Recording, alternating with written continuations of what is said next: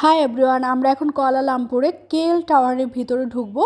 এর জন্য এসেছি। এই জায়গাটা কিন্তু বেশ সুন্দর। দেখেন কেএল টাওয়ারটা কতটা সুন্দর, পুরা কুয়ালালামপুর ওইটার ওপর থেকে দেখা যাবে। এর জন্য আমার অনেক ভালো লাগছে।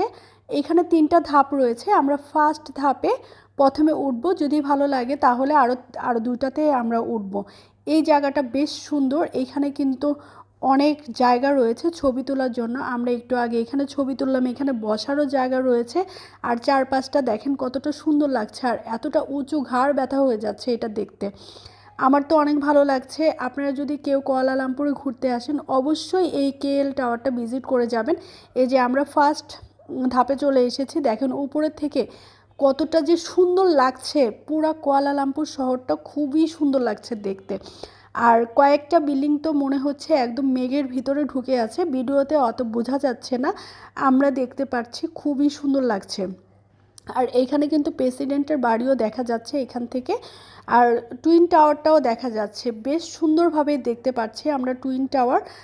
এখান থেকে আমরা খুব এনজয় করছিলাম। আর এটার উপরে রেস্টুরেন্ট রয়েছে, আপনারা চাইলে উপরে এসে খেতে পারবেন। এইখানে আমরা কিছু ছবি তুলেছি, আর এই দূরবীনটা দিয়ে আমরা সব কিছু দেখতে পাচ্ছিলাম অনেক কাছে।